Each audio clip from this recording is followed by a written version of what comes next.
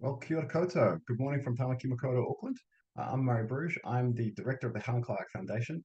Welcome to today's webinar looking at how New Zealand could be and should be age-proofing our infrastructure in the context of our aging population. This was the topic of our latest report with WSP in New Zealand, and special thanks as ever to WSP for their support in enabling this important work. The Helen Clark Foundation is an independent, evidence-based, non-partisan public policy think tank, and we are funded by our members and donors. If you are a member of our foundation, please know that your support is directly supporting us to host discussions like today's. If you are not a member of our foundation but enjoy this session, please do consider becoming a member at the link that my colleague Oliver will have just posted in the comments section. Membership is currently only 65 and concession membership is 35. For instance, if you are retired or a student, and would love to have you join us. As ever, we have an exciting range of webinars planned in the coming weeks, including on the various causes of online harm to young people and potential solutions. That's tomorrow at 12 p.m. with a really good expert panel. And then again on Monday at 12 p.m, we have a webinar on junk food and obesity in New Zealand with Sir Ashley Bloomfield, among others. We're also looking to do a year-end Ask Me Anything webinar with our 4 honorary fellows. That'll be a chance for our members to ask our expert fellows why public policy is the way it is in New Zealand and what we should try to do about it. So please keep an eye out for that in mid-December. And finally, if you're in Auckland and you would like to see Helen Clark in conversation with the Honourable Malcolm Turnbull, former Prime Minister of Australia, they'll both be speaking at 1 p.m. at AUT City Campus tomorrow. There are a very small number of tickets left, as in, I think, somewhere between 10 and 20. And registration is free, but you'll want to get onto that quickly if you are available and interested in hearing Malcolm Turnbull and Helen Clark speak tomorrow in Auckland Central. So, as always, a customary reminder that today's session is a webinar, not a normal Zoom call. Your cameras and microphones are off throughout the session, and you're very safe to drink your coffee or nibble at your morning tea, safe in the knowledge that no one can see you or hear you. But we do hope you'll participate in the conversation by submitting your questions as they occur to you throughout the webinar in the Q&A session at the bottom of the screen. So it's not the chat section, it's a Q&A section. And we'll put those questions to our panel at around about the 45-minute mark today. So on to today's session. This foundation is focused on developing solutions to New Zealand's long-term challenges, like adapting to climate change, social cohesion, and ensuring we have the right kinds of infrastructure in the right places. In that context, today's webinar could hardly be more apt, as we'll be exploring what kind of infrastructure we'll need and will need it in order to adequately provide for New Zealand's rapidly aging population. So I'll shortly ask our panelists to introduce themselves before before handing over to the prolific Carly Mercier, the author of our report, who will briefly run us through her report before we get into the structured Q&A with the panelists and then into audience Q&A. So let's get into the introductions. Professor Paul Spoonley, could I ask you to start, please? Yes, kia ora Murray, and kia ora tata katoa. I've got an interest in demography and how it's changing New Zealand. I did write a book in 2020 called The New New Zealand Facing Demographic Disruption. Of course, COVID happened, and a year later I had to rewrite it. And I think I need to rewrite it yet again. Our demography is changing very significantly, and I try to follow and write and comment on it. Cheers. Rachel. Tēnā koutou katoa, ko Rachel Lawson toku ingoa, and I'm Head of Planning at WSP. It's an absolute pleasure to be here today and to continue this fascinating conversation about a topic that affects us all.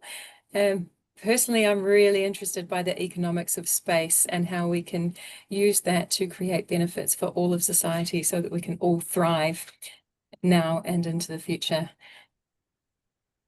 Pass over to Jeff. All right, kia ora tātou, ko Jeff Cooper, toko ingoa, ko aho te kai whakahaere mātua o te waihanga. Tēnā koutou, it's great to be here. Obviously, I'm the Chief Executive of the New Zealand Infrastructure Commission, and I think the Commission really is tasked with setting out a long-term view of whereabouts, how we should go about capital investment. One of the, if not the most significant driver of that is demographics. And as Paul has kind of mentioned, New Zealand really is going through quite a change when it comes to demographics. So this is a topic that has become quite dear to my heart. So with that, I'll hand over to Carly. Yeah, tēnā koutou katoa, ngā mihi nui kia koutou katoa. My name's Carly Mercier. I'm Deputy Director at the Helen Clark Foundation. I'm also WSP Fellow, which means I work together with WSP to write 2 long-form policy reports each year on topics relating to urban design, climate change and infrastructure. This was one of the more, I guess, jarring, just let me share my screen view. This was one of the more jarring reports in terms of just getting into it and realizing, oh, this is actually a really big thing and we're not really planning particularly well for this big thing that's coming down the pike at us. So yeah, really excited to be here to present to you today and to have such a great lineup of panelists to talk as well after my very short presentation. So I'm just going to go through the key findings quickly, and then we can get on to having a chat and put your questions in as well, so we can have a really good talk about some of the key issues afterwards. So just to start off, I thought it would be fun if you could work out how old you will be in 2051. So that's 26 years away. So just a bit of maths to start off. I'll be 76, and by then the projections suggest that the number of people over 65 will be nearly twice what it is today. So that's potentially a whopping 700,000 more people over 65 than we have today. And perhaps even more impactful by the time I'm 85, so in 2060, there'll likely be 3 to 4 times as many people over that age in New Zealand as there are today. So we're really, as Paul said, experiencing a profound and rapid demographic shift towards an aging population in New Zealand. Let me just get my first slide up. So the numbers on this graph are quite sobering, I think, because we don't have a clear roadmap ahead of us in terms of how we're going to accommodate all these extra people. So we don't really plan accordingly now. There's going to be ongoing and significant and compounding shortages, especially in accessible housing, in aged care facilities and in healthcare in relation to the ageing population. And that, of course, is coming in over the existing deficit that we have in infrastructure, which I think everyone's probably already very much aware of by now. The change has been driven by increasing life expectancy, which is a great thing. It's been driven by decreasing birth rates, and it's also been compounded by internal and international migration. So we're undergoing what's known as structural aging, which means that the population is shifting from that pyramid shape on the top left, which is from 1961, towards more of an obelisk shape. So lots of young people at the bottom in 1961, and then down to 2023 below that, and then through to a projection of 2053 on the bottom right. You can see that the people aged 90 plus and 85 to 89 plus, those lines are much bigger than they were previously, and the bottom is getting thinner and thinner, slowly but surely. Structural aging is a non-reversible trend, and we share it with other countries in the OECD. We can attract people here via immigration, which would slow structural aging, but it won't reverse it. So the total number of people over 65 or over 85 is really relevant in terms of the infrastructure and the facilities that we're going to need in the future to support them. But the proportion of older people is also relevant in terms of how we're going to pay for that. So currently around 17% of the population is 65 plus. By 2078, the proportion might go up to as much as 1/3 age 65 plus. This graph shows a middle of the range estimate, by the way. So that essentially means there are proportionally fewer people of a working age to support increasing numbers of older people. So looking at regional trends, as you can see from the map, the trends of aging is happening in every single region in New Zealand, but in some areas it's happening faster than others. So areas like Tasman, Nelson, Marlborough, Those areas are what's known as hyper-aged already, which means that more than 20% of their population is over 65. And by 2048, so in less than 25 years, we can expect those areas to have more than 30% of the population aged over 65. And then there's other places such as Auckland, Christchurch, Wellington, which are aging more slowly, but they will be grappling with a larger number of older people altogether. So Auckland, for example, has less than 20% of the population, or will have less than 20% of the population aged over 65, but they can expect another 200,000 people over 65 in the next less than 25 years. Christchurch and Wellington, it should be 60 to 70,000 thereabouts of extra people over 65. So it's a challenge for the whole country, essentially. Every place is experiencing this trend, but just experiencing it in a little bit of a different way, depending on where you are living. I should also emphasize here that that this is a positive story. Increasing life expectancy is a positive story. People these days are living longer and healthier lives, and that's good news.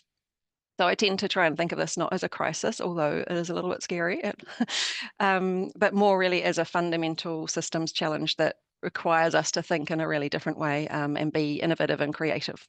And I'm sure we can do that. So there were 3 areas, as I mentioned before, of infrastructure, which I felt were really going to be a pinch point for the aging populations. The first one being housing. So a secure, healthy home is obviously a really big, or the single biggest determinant of a healthy old age. We already have a really significant housing shortage. We need nearly 500,000 additional new homes by 2043, according to Stats New Zealand. And we're falling short by about 5,000 to 10,000 new homes a year, according to some estimates, in terms of what we're building compared to what we need to be building. In particular, and this is a worrying bit in terms of aging population, we've got a shortage of smaller single bedroom houses, both publicly owned and in the private sector. And we don't have enough accessible housing also to accommodate even existing older disabled people, let alone to cover future demand as well. So housing poverty is also an increasing challenge. As you can see from the statistic here about home ownership, there's significantly more people will be renting in the future. And that's particularly concerning, I think, given that the model of superannuation that we use is really predicated on people owning their own home at retirement and then using the equity in that home to fund a really good retirement. So that's no longer going to be the case for many people in the future. And if people are living in substandard homes, which rentals can sometimes be, or in homes that don't suit their personal needs, they're far more likely to end up in aged care facilities or to have accidents and to end up in hospital. The report calls, therefore, for more public housing to be built specifically for older people and especially for those with disabilities.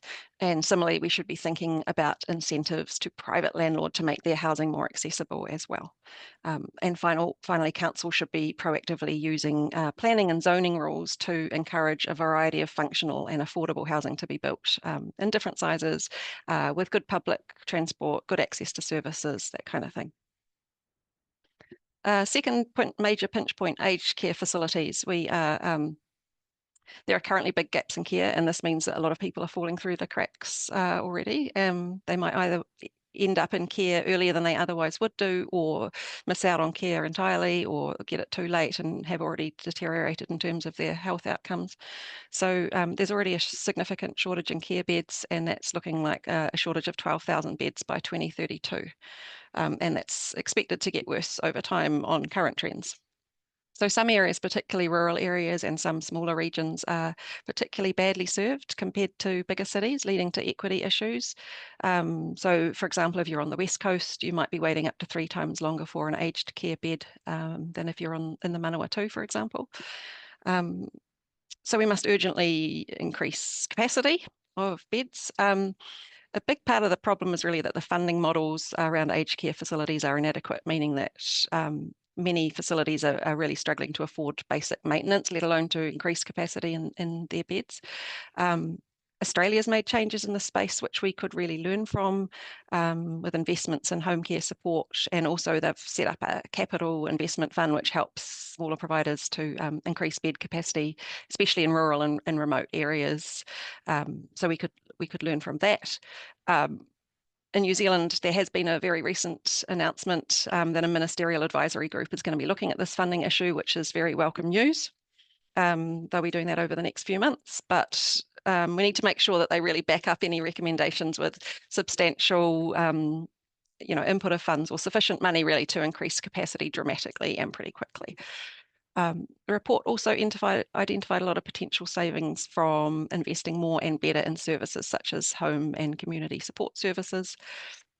If we can help people more with basics such as personal care, essential home maintenance, even things like changing light bulbs, mowing the lawn, loans to get your bathroom adapted so it's more accessible, that kind of thing, will save significant funds by enabling people to stay home safely for longer.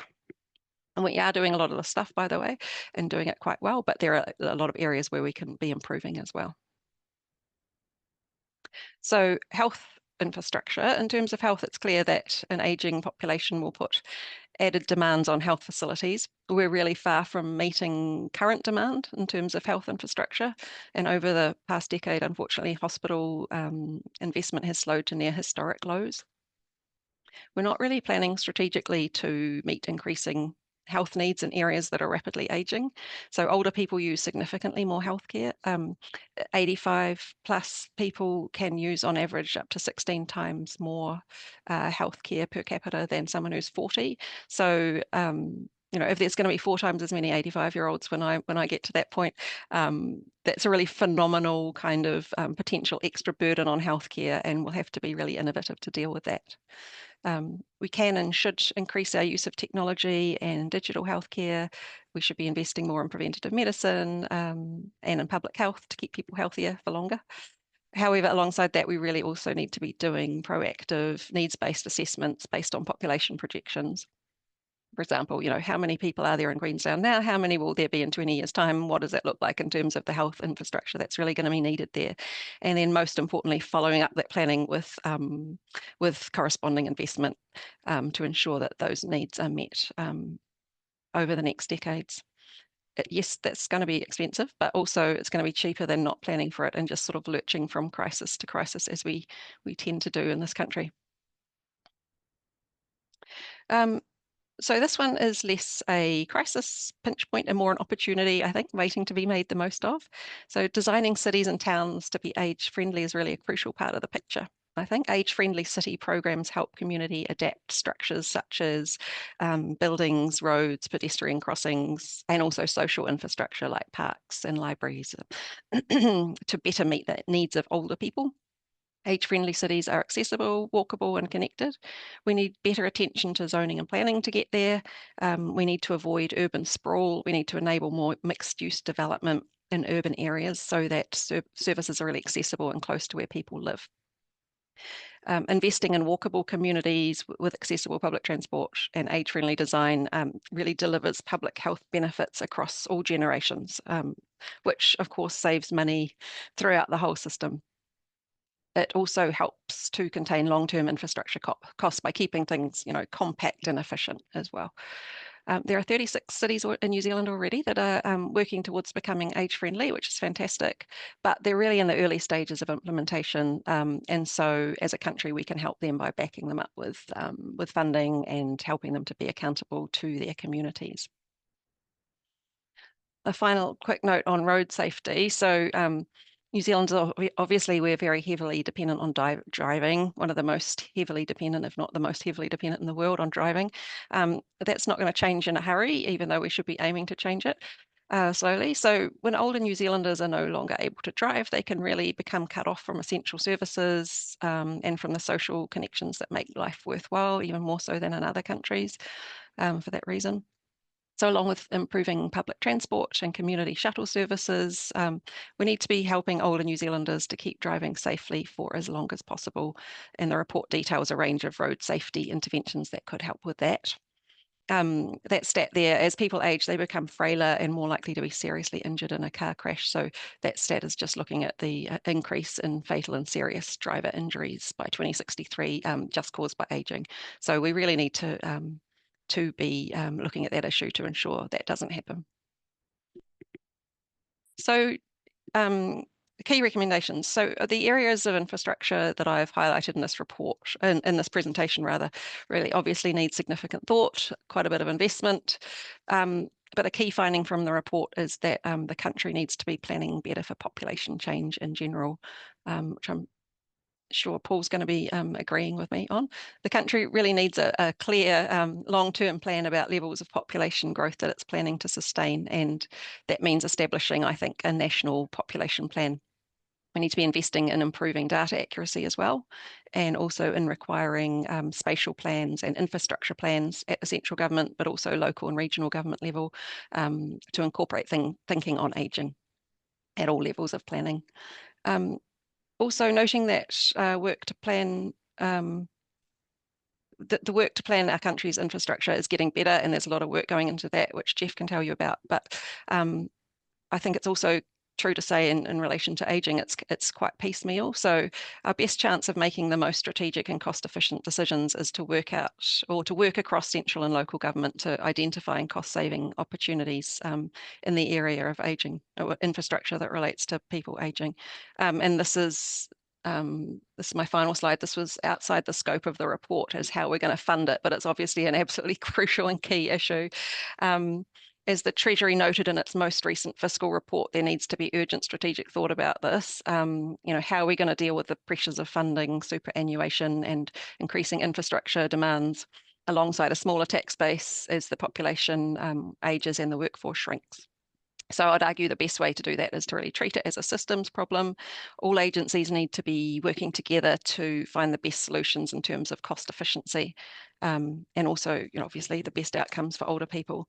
So this is just one example of areas we might be thinking about this when we work out how we can save money throughout the system and reduce pressure on infrastructure. You know, if we are if we're investing more money up front to help keep people aging safely at home, that saves an awful lot of money in terms of aged care facilities. And then similarly, if we have aged care facilities available in all around the country, that's going to save significant money in terms of hospital costs. So yeah, let's all try to work together on it. Let's see it as an opportunity rather than a crisis if we can. And also let's remember who we're doing this for, which is all of you who are listening, also our friends, all of our families. If we're lucky, we are all going to be getting old sooner or later. Yeah, so that's a whistle-stop tour of the report. Thank you very much for listening. I'm going to hand it back to you now, Murray, and very much look forward to hearing from our panellists. Thank you.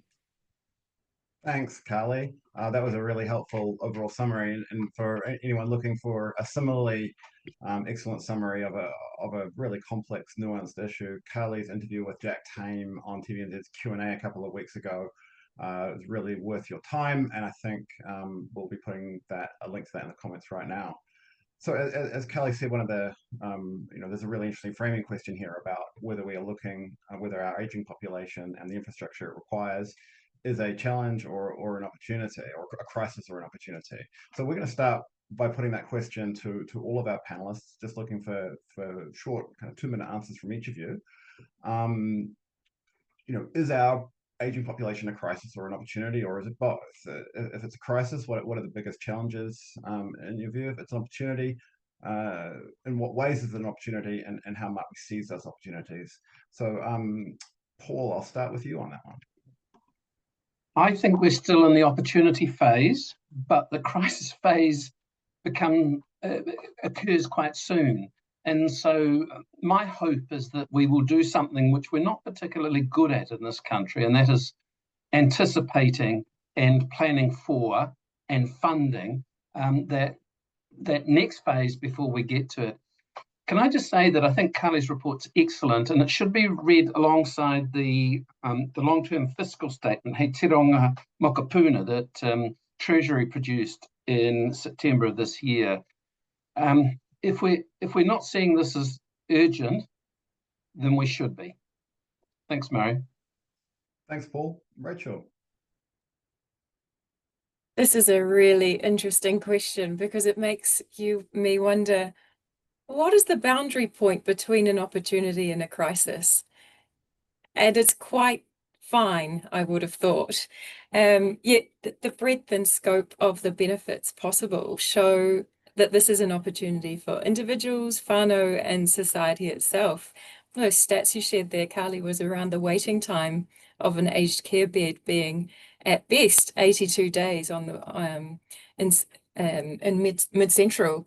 And my brain goes to what's happening in those 82 days for the individual that's waiting for the bed, for the whānau that's supporting them, for all the other wraparound services. And if that waiting time was shorter, what would that unlock? So that in itself is an opportunity. The other one is that we know that areas designed using age-friendly principles improve the livability and well-being for all, and that investing in well-designed, well-sited infrastructure benefits everyone, regardless of age, stage, actively preventing illness and increasing well-being. And that's the opportunity. It's to ensure that Aotearoa New Zealand remains a place where people in their third age can thrive, lead lives with meaning, purpose, and dignity, with the mechanisms required to support and care for those that need it when they need it. Thanks for that very positive framing, Rachel. Jeff. I'll continue the positive framing. I think it's unequivocally an enormous opportunity here.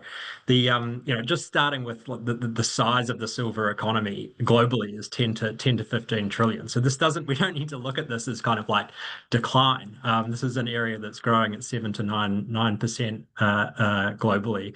And there's a whole bunch of technology in the space we should also be thinking about: assistive technologies, robotics, and home adaptations that Carly's talked to, financial services, health services, lifelong learning, and tertiary education, and so on. So I think that you look at this and go, actually, you can see this very much as an opportunity. I think from the social lens, I think we should focus on the fact that, and as Carly has mentioned, we're living longer lives.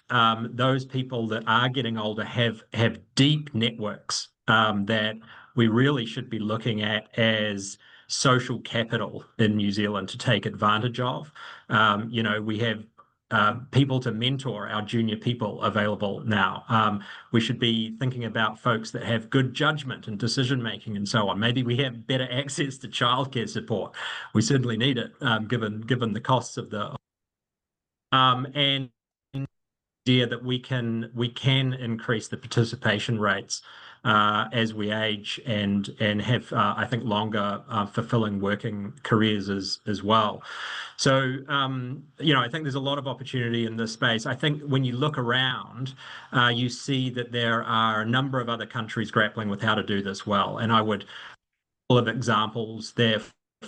Want to think about a country that has left the conversation quite late, much more closer to the versus the opportunity. I would look no further than a country like France, who right now are struggling with their superannuation age at a time when their net core crown debt to GDP, Treasury is saying we'll get to sort of 115% in several decades. They're already there, and they're trying to do this. So in many ways, I think we're starting to have the conversation at the right time. And then I would point to a country like Japan, who is seasoned at this kind of thing and has been doing it, I think, with a great amount of dignity for some years now. And they're showing adaptability and agility to move and change their investment strategies. Yes, it means that they're closing 400 schools per year, but they're thinking about what the future needs are over a long time period. And I think there's a lot to learn from those countries as well. So I'll leave it there. Thank you, Jeff. So next question I'll put to Paul first, and then welcome any reflections from the other panelists. So Paul, we're interested to hear your perspectives on the demographics at play here. Can and should New Zealand be trying to reverse population aging? What role does immigration play here? Is it possible to try to attract large numbers of younger immigrants here over time to rebalance age groups across the population? And if you have time, perhaps you could reflect a little bit on how New Zealand's aging population compares to other countries' experiences with it. Over to you. Yes, thank you, Murray.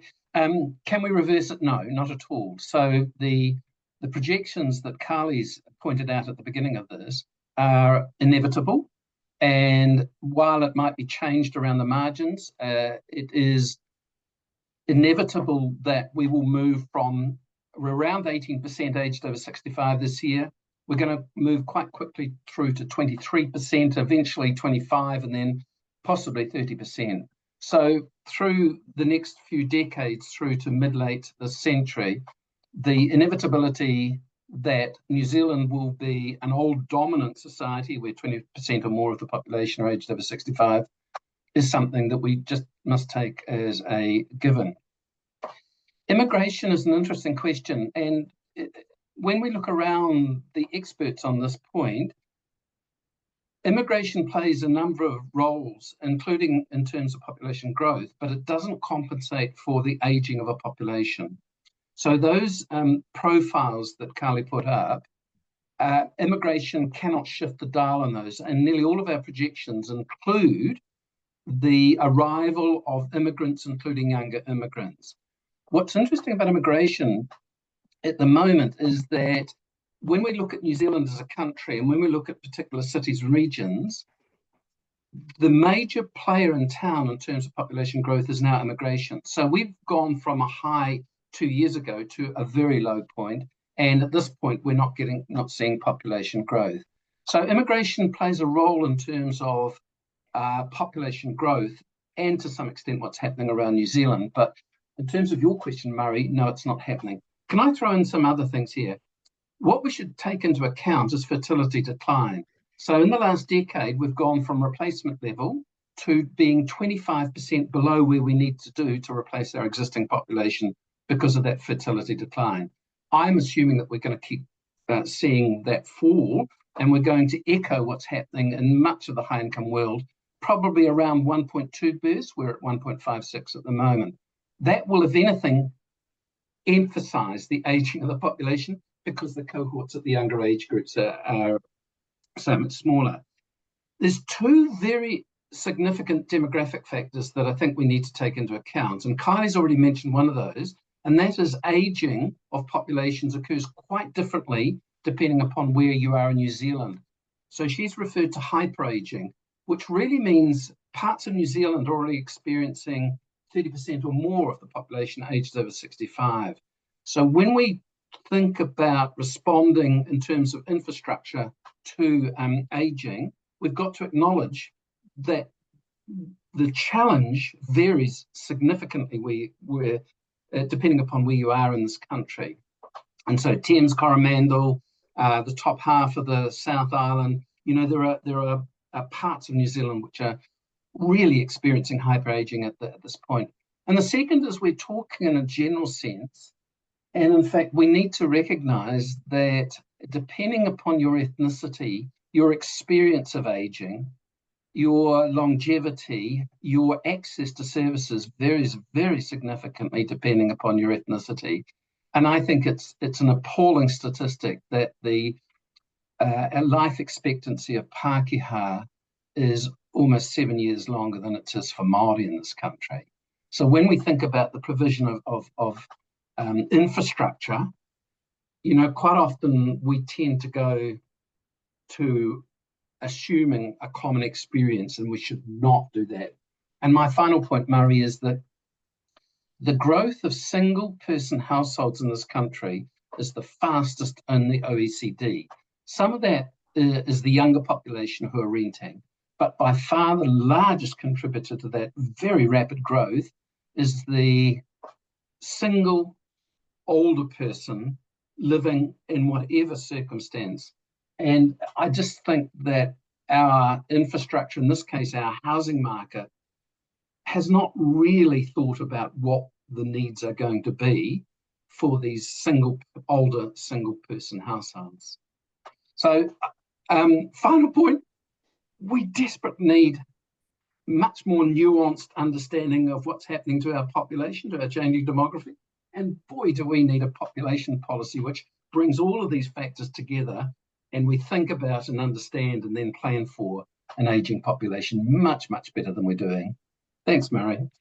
Thanks, Paul, for that very comprehensive and coherent answer. I'll invite Rachel or Jeff to comment there before we move on to the next question? Pick up on just on one point there, maybe to reinforce it. I think, this issue around sort of uncertainty of demand and the likelihood of things happening is one that, for asset owners, when we're thinking about capital investments and what infrastructure to invest in, this is front of mind to anybody thinking about a big investment. And it's not so immediately obvious to the general public out there of what kind of these future scenarios like. And let me just give you some examples here. For the last years, we have projected that demand for electricity would increase, but it has been dead flat for 15 years, partly because of deindustrialization, partly because we've got better efficiency measures in place now. But that was something that we continually get wrong. If you think about prison populations, we can't even get the direction right. Sometimes we think it's positive and it goes negative. Sometimes it's negative, it goes positive. Demand for travel post-COVID, public transportation went off a cliff. Much of it in many roads around the country has not recovered. Now, you put this against projections for aging, which are all heading in the same direction. And demographers actually have been pretty successful at predicting what these trends look like. And the uncertainty looks a lot narrower than it does for other infrastructure services. So when you're thinking about, you're thinking about adding big capacity to address big challenges, from a sort of uncertainty and demand side, this is one that looks very sure to happen, to echo what Paul's saying. And I think we need an investment strategy that has that front of mind. Thanks, Jeff. Rachel, did you want to jump in? I just find myself nodding constantly listening to these two answers. The one piece I would add to this is the whole fabric of what we're expecting as a society. What is it that we're aiming for in terms of the experience that we want to be having collectively in the years to come, which is a really important component to think about, in addition to the funding and the budget requirements of putting the infrastructure in place. Having a clear expectation on what we want our standard of living effectively to be like in the future is an important part of this puzzle too. Thanks. Okay, so next question to Jeff. Funding infrastructure is going to be a challenge as the workforce shrinks relative to the over 65 population. As we've heard from Carly earlier, I think Infrastructure Commission numbers show that in 1961, the ratio of under 65s to over 65s was seven workers to one over 65. Currently, it's around 4.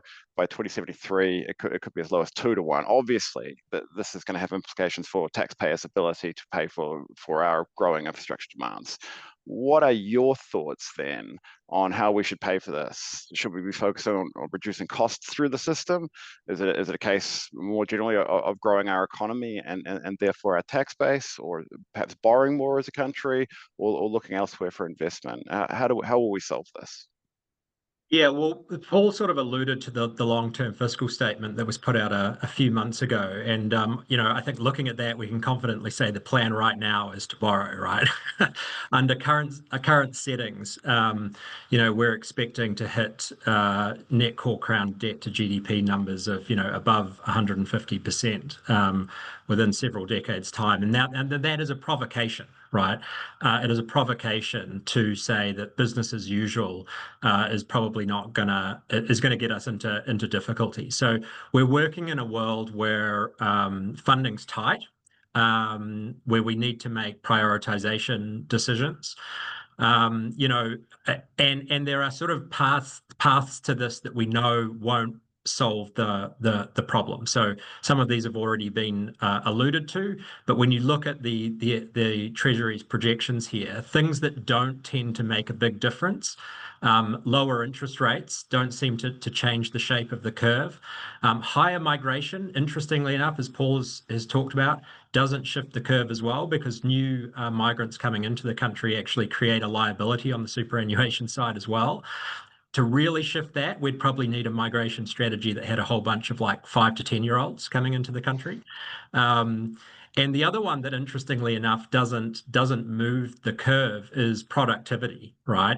And that's because we tie our superannuation to the average wage. So if we get productivity, you're also creating a liability on the other side, which keeps the fiscals pretty tight. So we can't sort of productivity our way out of this, which is has been sort of raised by Treasury. Now, when we're thinking about like what is the path here, is to sort of know, well, what is it? Like rather than kind of lament that we're struggling to get more funding, partly because of household balance sheets, what should we be optimizing around, and how should we be thinking about the changing mix of that? And the Commission has kind of put out these numbers saying, well, look, if you, as a first case, if you want to just maintain the infrastructure you have, renew that infrastructure, then the amount of money that you have left over a 30-year period for new services is about $127 billion. Now, that level of spending actually puts us in the top 10% of the OECD for infrastructure services. So I think actually it's a big number, right? We can do something with that. But clearly, if you invest in very high, big mega projects, 127 billion against, a few big projects, a Waitemata Harbour Crossing and Auckland Light Rail and a few other things, you can quickly exhaust that. So I think it's getting real on what a country can afford and what it can't. But we need to be agile to these changing needs that we're seeing coming in the future, and obviously. For infrastructure, the thing we need to be aware of is that how we consume services is heavily dependent on our age, right? We use school infrastructure when we're young. We use hospital infrastructure when we're older. It is predominantly the working age population that uses transportation infrastructure, and we're at a point where we will never have more people entering the workforce than we have leaving right now. So those sort of things mean something for the mix of infrastructure investment. And I think what the Commission is saying here is that we see an increasing share that should be going to aged healthcare investment from 0.2% of GDP, doubling up to 0.4% of GDP. And we see a moderating in transport infrastructure to fund that. Let me quickly touch on a couple of other points here. We need to have better cost control on the infrastructure investments we are making. If we are building hospitals at the cost of Dunedin Hospital, we will come into some big problems here. That is not a replicable model for New Zealand. So bringing those costs down, right-sizing capacity, avoiding building on dodgy land strikes me as one of the big issues, not just for hospitals, but in fact for all types of infrastructure. And thinking about modular phased builds rather than these sort of big bang capacity builds that probably bring on too much capacity that then needs to be maintained and creates a squeeze on the operating budget. The last thing I would sort of say here is that I think that there are opportunities here to retrofit other infrastructure for this new world that we're kind of going into. And again, I would kind of point out Japan that has some. I mean, they're a corner example because you got to remember that for every 100 grandparents alive in Japan today, there's about 8 grandchildren, right? So that focuses the mind here. But when they're thinking about schooling infrastructure, they won't set up a new school without knowing that it can be retrofitted for senior living and healthcare facilities.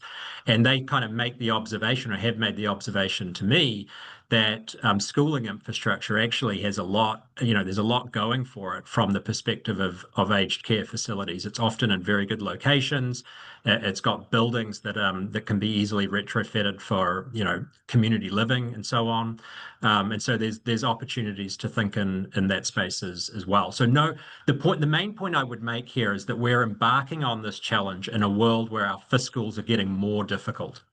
The good news is that we're still growing, right? And there are other countries around the world that are aging and declining. We're aging but still growing, and that creates probably a larger option set for us than other countries have. Great, thanks, Jeff. We're running slightly behind here, so any very quick interventions from Rachel or Paul before we move to our last question to Rachel and then we'll get into the audience Q&A. I make 2 quick points, Murray. The first is that I think a number of our current funding models, including how we generate tax for local or central government, are broken given the new demography. So I'm seeing a lot of inertia in the system. So I accept Jeff's positive spin on it, but I'm seeing a lot of inertia in the system in terms of how we do that. The second is we have to go to the crisis bit. Carly mentioned the 12,000 critical care beds by the end of this decade. I just think we've got major questions about where they're going to be located, who's going to fund them, what sort of funding model or what sort of provision model is going to occur that allows us to meet that 12,000 figure. And I'd point out that nearly 1 in 5 of our 85-year-olds need that long-term care beds. And I look across the Tasman and I looked at the Royal Commission into Aged Care for Quality and Safety in Australia, and their final report, which is titled Care, Dignity and Respect, there are other constituencies that we probably need to look at in terms of best practice, and particularly around those fundamental values like dignity and respect. Thanks, Paul. A quick reminder to our audience that we've extended this webinar session through to 12:15 to give us time to hopefully address at least some of your questions. I was going to remind everyone to put their questions in the Q&A section, but I see we've already got more than we're likely to get to. So you might want to have a look through those questions, and you can put a little thumbs up sign next to them, kind of upvoting them, and that makes that question more likely to be asked. So final structured question to you, Rachel, and then we'll get to the audience Q&A. How can we plan better for population change in terms of infrastructure provision? What are some of the things we need to be doing better in your view? Where should we, for instance, be focusing our efforts? Whose job is it even to do this planning? Does it sit with central or local government? Hey, great questions, Murray. Thank you. And they really appeal to my background as a town planner, so perfectly primed. Thank you.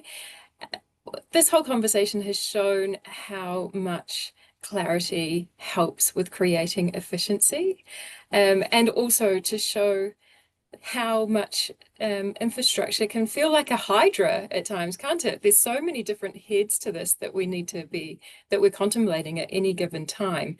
So it can feel like a storm that we're navigating with a number of external influences where change itself becomes the only constant. So forgive me, but I think the answer here lies in simplicity. It's a challenging situation, and in order to navigate any situation that has challenges, we need simplicity. We need to understand where we are now, what we're aiming for in the future, and how to create the path that connects the two. So when I look at what we need to do, first and foremost, and there's great work being done here already, we must ensure absolute clarity about what our vision for the future is. What is the collective expectation regarding Aotearoa New Zealand of the future, and the timescales that we expect to take to get there? So that gives us the benchmark for decision-making at every level and encourages intergenerational decision-making. The second part of that roadmap to achieving that vision is that it has to be underpinned by robust data on both our current and our aspired state, and so that we can understand the reality of how near or far we are from achieving that end goal and the actions required to close the gap. We need to know both our destination and our starting point in order to plan our journey. Those two are pretty simple, but, well, at least they're easy to say, aren't they? The third part is enhanced integration. And Jeff, I loved your example there of Japan turning educational facilities into aged care, a real future-ready approach to building something now which we know can be adapted in the future to respond to the needs of the population at that time. So it's almost getting double use for the same amount of money.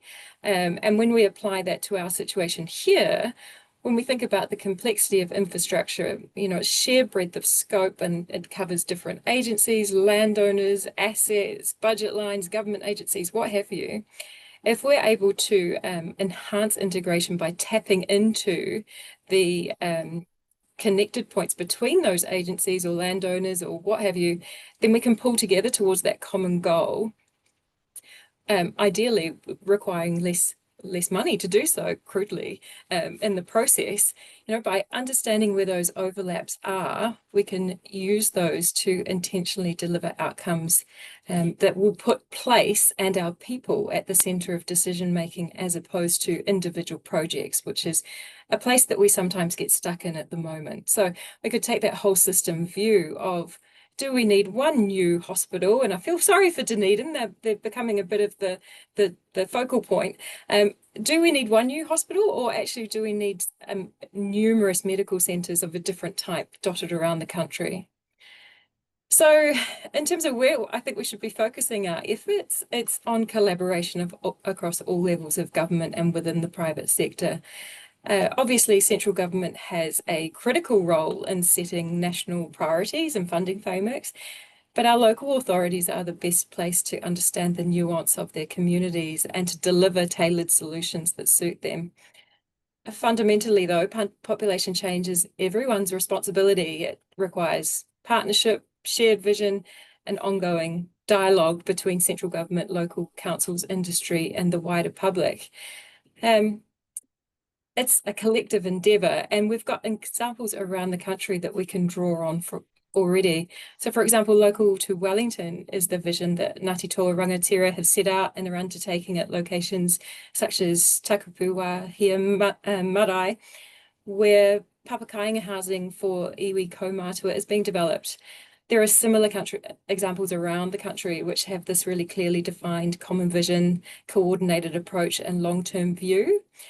And I think about a scenario where, what can we do as a country to help create more examples like that? Is it underwriting loans or access to finance? You know, what could we be doing more there to create more solutions like this? Because again, I take us back to that opening salvo of well-designed, well-sited infrastructure creates benefits for us all and enables us all to thrive. Thanks, Rachel. Let's get into the audience Q&A, and I think we're going to come straight back to you, given that many of the most popular questions look to focus on the kind of infrastructure or housing we're going to need and the models that might support those as our population ages. So I'll start with you, Rachel, but then Paul, Jeff, please jump in. So the first question here is Josephine Schroeder. We seem to predominantly have a model of aged care that is for large-scale retirement villages. Would smaller community-based models that keep people integrated with their existing neighborhoods be more appropriate if the financial support / model was there? So really interested to hear your thoughts on that, Rachel and Carly and the rest of the panel. Yeah, great question. One of the things that comes through loud and clear in Carly's report is that aging in place has a wealth of benefits attached to it. Another thing that's come through loud and clear in this conversation and others is the level of adaptability required in terms of the type of housing that we have, and that our current housing stock is not at that level yet. Also a piece around accountability and making sure that the decisions are being taken by the right agencies and are being implemented that reflect the needs of the community. So yes, I think we do need a diversity of housing stock and to create a scenario where people have more options to in terms of where they spend the later years of their life. Going back to that point of adaptability and the demographics around single occupant households being on the rise, it also links into this idea of people aged 65 and over are not a homogenous group. They are themselves diverse, and the experience of one person is not the same as the other. It's also not a population set that is one of binaries, whereby people are either surviving or thriving or well connected or lonely. So it can be really easy to get into that space of thinking of it's very black and white, but it's far more nuanced than that, just like the reflection of the whole of society. So adaptability in our system is what we need to be aiming for. Thanks, Rachel.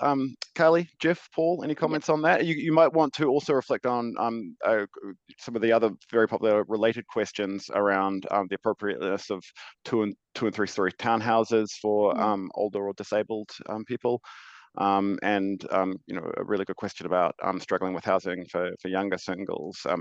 How will we accommodate older folk if we're already struggling there? Maybe I'll just start on that. I know that Cully will also have some things to say on this because there are some recommendations in the report. But the last I looked at the sort of data on where we see older people going was that cities are actually a magnet for older people, and I think that when I sort of first looked at that, I was a little surprised because you hear this kind of idea that once you're done with the rat race, you get out of the city and you go and enjoy space and fresh oxygen and all these things. But what you actually sort of see is that people value proximity. They value not having to drive long distances. They value services and amenities that are really close by. They highly value hospital infrastructure, which tends to be better in cities because because infrastructure is far more friend than foe to density. And so I think fundamentally, an important part of this is making our cities more affordable so that people in later stages of life can access those kinds of amenities. And so when I stand back and look at, the housing crisis that we have and the affordability crunch in urban places, I think that is just as much a challenge for aging demographics as it is at the other end for younger people trying to get a start in the labour market. So, maybe Carly, I don't know if you want to kind of talk to some of the mixed-use zoning recs that you've got on there, because I think that those ones are spot on. Yeah, I was just going to say, if we're thinking of, we're not back to me, when I'm 85, there will be 3 to 4 times as many 85-year-olds as there are today. That is, if we're all going to be in aged residential care and following the same model that we are today, then we're going to have to build an awful lot of aged residential care very quickly, and realistically, probably not going to. So yes, we do need to be looking at different models. And as Jeff mentioned, and Paul also mentioned, we need more single bedroom housing in the community. Something like 50% of people on the public housing register are looking for single bedroom places, yet less than 15% of our total housing stock in both public and private sector is single bedroom. So we're not sort of planning for that in the future. So I think we need to be finding ways to motivate private investors to do that. Certainly at the moment for developers, the incentives are there to be building 3-bedroom houses with a garden. And I think we need to be looking at how we can really be and councils have a big role to play there in terms of planning and zoning, in terms of, making sure that there's enough single room, but also accessible stuff. So as someone's mentioned, 2 to 3-story housing is not great for disabled people. We need more either single, ground level or higher rise with lifts in order to make it accessible. So really thinking about that in terms of zoning is going to be absolutely essential. There are also lots of different types of housing we can be looking at and encouraging. Granny flats is one. The government put in some changes recently to try and encourage those to be built more. Multi-generational housing is another. It's quite often hard to get planning consent to build different types of housing or more than one house on one property. So we really need to be thinking about how we can encourage that kind of thing to be easier, really, essentially. Also things like co-housing or having flatmates and bringing in someone to look after several older people. There's a whole lot of different models that we can be looking at, and it's really about, I think, going through all the rules that sort of manage our daily lives in this space and making sure that they're all as easy as possible in order to be able to be innovative and creative and come up with solutions and push them through as fast as possible, especially in that housing space. Thanks, Carly. Yes, can I just say a couple of quick things following on? In terms of Jeff's point about the older population moving into cities, there's very often a good reason for that, and that is access to, for example, specialist health services. So when I look around rural and regional New Zealand, what I see is an emptying out of the services. So there's a particular community that I'm working at the moment that has failed for the last 4 years to recruit a GP,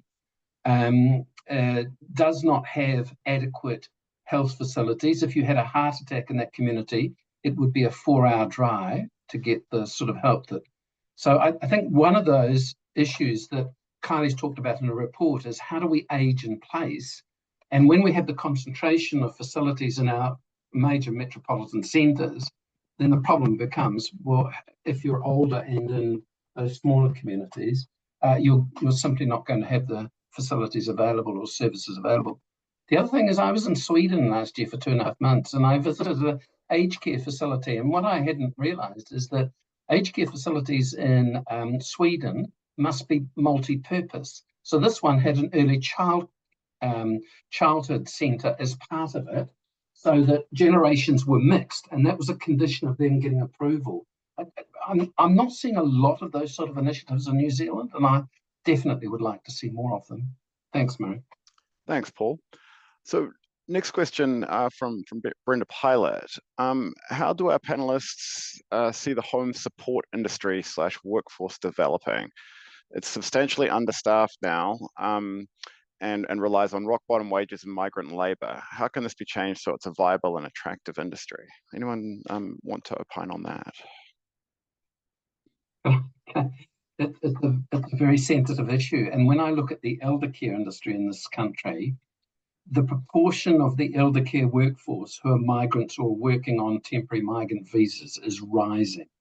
And I must say that the healthcare provided by those migrants, if you think about the Filipino elder, is fantastic. But for me, if we rely on immigration, or the answer is immigrants, then we might be asking the wrong question or posing the issue in the wrong way.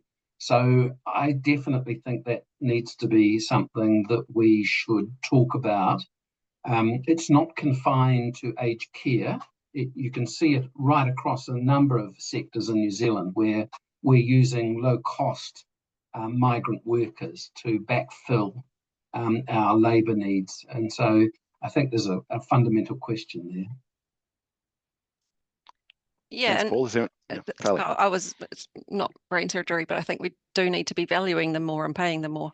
They're paid some of the worst wages in New Zealand. That's not going to attract people to work in that industry, and people are, the workforce is actually shrinking. As a result, it needs to be growing, not shrinking at this juncture. So that's concerning, and it's also really hard to get work, home and community support workers into rural areas as well, and that's partly because of the hourly rate, and partly because of how people are compensated for travel as well within that. So there's a lot of different ways, a lot of different things that need to be sorted out there essentially. And I think just valuing the incredibly important work that they do, and actually, if we can, the report talks a bit about cost benefit and being able to be transparent about where the benefit is that you're getting, and if you're that $20 a day, obviously we need to be spending more. That's just an indicative sort of number showing just how much cheaper it is to help people stay at home than it is to send them to aged care or hospital when they don't want to be going there. So yeah, I think we should be spending more at that end, significantly more, and that will save us money throughout the entire system, and also lead to healthier, happier, more dignified lives for older people as well, if they can stay at home when they want to. Thanks, Carly. Okay, so next question comes from Cheryl McConnell. My mum is 94 and we are supporting her to live at home. However, what she is finding is a system that is rigid in what it offers. She's also rural, 10-minute drive to town, which makes it for an added complication. She knows exactly what she needs. It mirrors my a similar personal experience I had, where just last month I lost my grandfather at 99 years and 11 months. And to your Paul, he was looked after in the last kind of 18 months of his life at a hospice by incredibly patient and expert carers from the Philippines. So the question really then comes back to how can the system listen to people about their experiences with aging and the care that they need. Are these problems understood at kind of the government level, at the senior official level? Is the system listening to people who are actually aging in this country about what they need? I'll throw that open to the whole group. Let me begin. I do think that some of our government agencies are listening and understand the issues. The problem, I think, is a political one, and that is a political both nationally but also in terms of local councils, of being prepared to take the steps necessary to provide more diversity and more flexibility in the system. So the examples that have been provided, including of yours, Murray, where what could we do to help fund people to age in place? And so what I'm seeing, for example, demographically, is the rise of 3-generation households. And increasingly, what's interesting is 4-generation households. And so that suggests that a lot of the care in this country is being done on a voluntary and family or whānau basis. And I think that's an abdication of responsibility in terms of our systems overall. We need to fund people for additional care in the home, for supplementary care in the home. We need to recognise there are people who are aging in places where, you know, the community is quite small and possibly very aged itself. So how do you get people to help them in those communities? Or is the only answer to move them to our metropolitan centres? I just think there's much more diversity. And can I finish by just saying, there are positives here. We're looking at aging in quite different ways. We're reinterpreting, reimagining aging in really positive ways. We've had to put on the point at which people become dependent and frail in New Zealand by 10 years. So we are living longer lives, and we're living longer, healthier lives as well. And I think that's the upside that we need to acknowledge. So how can we support people to age well? Thanks, Paul. Carly, Rachel, Jeff, love to get your thoughts on this as well.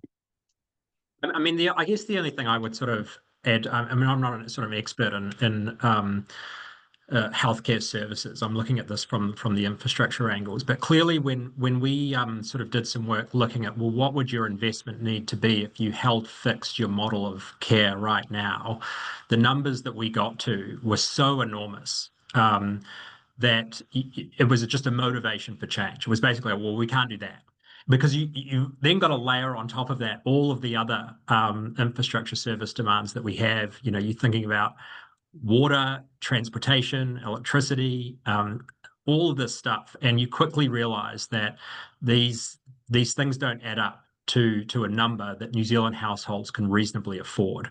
And so I think that this should, to Paul's point, motivate this discussion around how do we get better at our models of care? How do we think about bringing those costs down?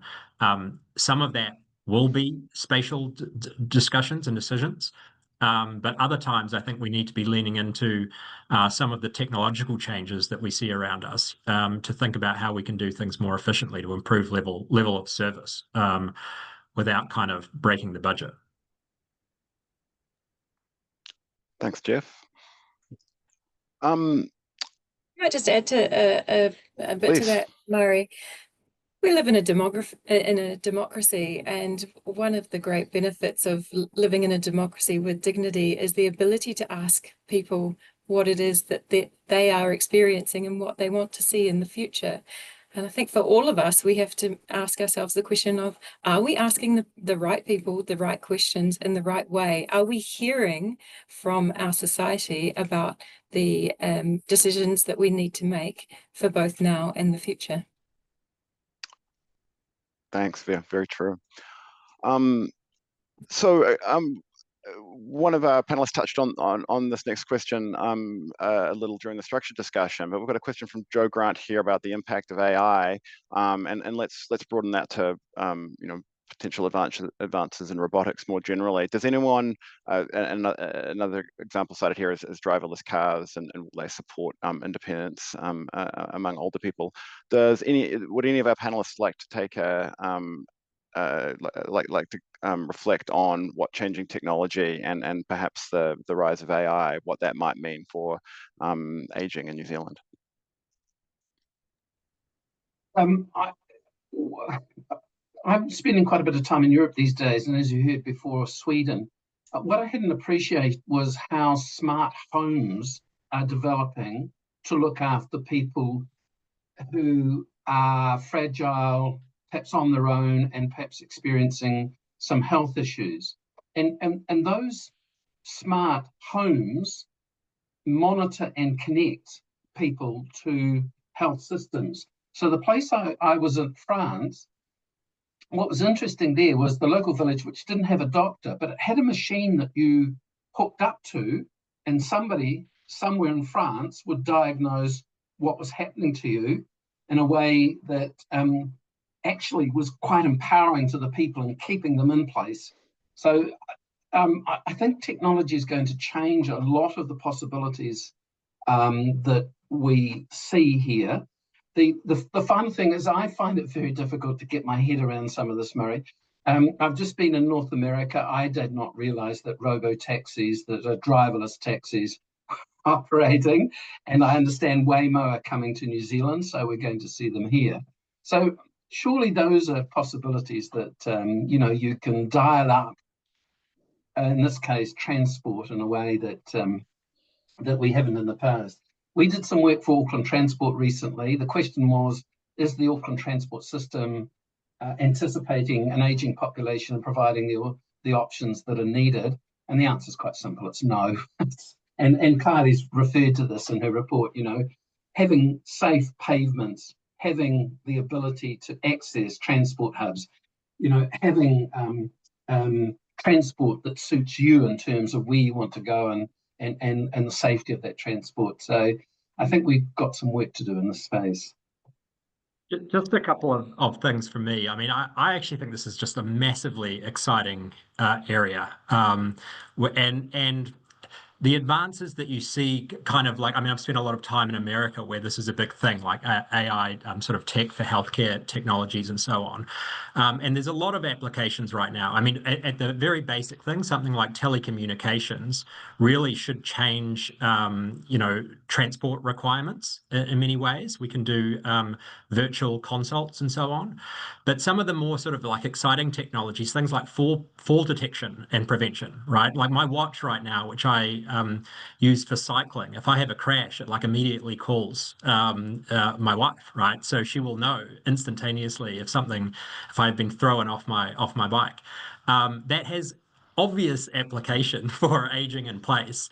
Same with things like daily monitoring of health conditions on your watch and so on. So I actually think that we're only just starting to scratch the surface of what AI can do for these health service models. And to my earlier point, we can't really afford not to lean into these things. It's a clear and obvious path through some of the wider challenges. Completely Thanks, agree. The opportunities with regards to access, support, and protection are really exciting. I think I'll just give you an example from a personal perspective. My father was in a wheelchair for the last 20 years of his life, which had huge impacts on his accessibility and is able to get around to places that he wanted to get to. When he passed away in 2016, he was so excited at the prospect of driverless cars and what that would mean for him and his world. It's exciting stuff. Thanks, Rachel. Kylie, any quick reflections from you? I was just reflecting, yes, also very excited about it and its potential, but also, I guess, tempering that a little bit. I was looking at in Japan how they were hoping that robots would be the way forward in terms of care for our older people, and they've spent 30 years trying to get robots to that point. And yes, I guess they may get to that point in the future, but it seems that it's a whole lot more complicated than one might think in terms of, as soon as, getting a robot to empty the dishwasher is one thing, but as soon as you have them interacting with an actual real life human being, it's an awful lot more complicated. So we're still a long way off that. I don't think we should be relying on that. And also, I guess the other thing is to just the warning about not wanting older people to be just by themselves in a house relying solely on technology and not having a human being visiting them from day to day.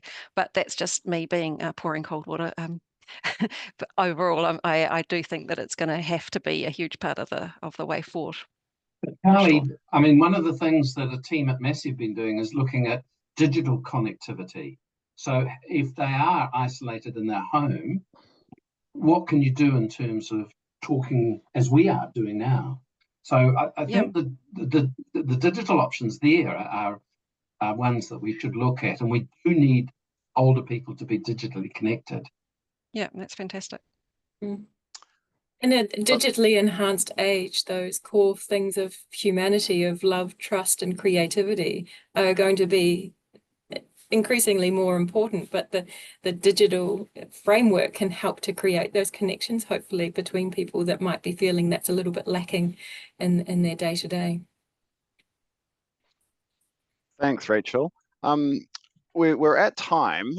There was one other question that got a lot of votes that I might pose and put to you, Paul, just for a quick 30-second answer about the retirement age. And you certainly don't, no expectation to take a position on it, but perhaps if you could just give us a very quick sense of, you know, how New Zealand approaches that question or doesn't approach that question, and you know, the equity issues associated with it and the political issues associated with it. Somehow, if you could get that into 60 seconds, and then we'll finish up. Okay. I think the Retirement Commissioner, Jane Wrightson, did a really good report on the issues last year, so I would refer people to that. I do think we need to have a conversation around retirement age. We will be one of the last OECD countries to look at increasing that age, and we need to look at means testing. But we do need to have a nuanced discussion that reflects the reality of people in New Zealand. So it might be like France, where you have a graduated age of retirement and pension eligibility. Excellent.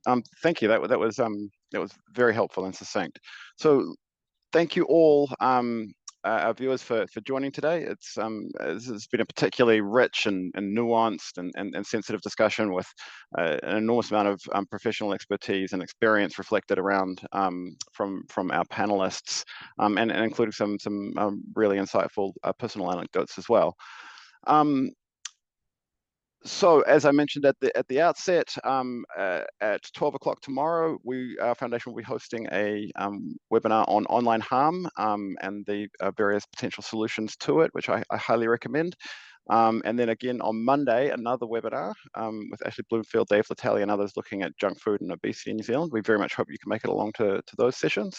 If you are in Auckland and have a little free time at 1 o'clock tomorrow, I think there might still be a couple of tickets left to see Helen Clark and Malcolm Turnbull in discussion at AUT's Auckland campus.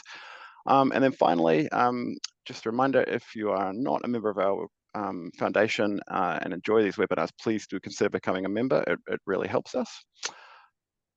Thank you very much once again to Jeff, Rachel, Paul, and Carly for an excellent discussion today. I think we've all really enjoyed it.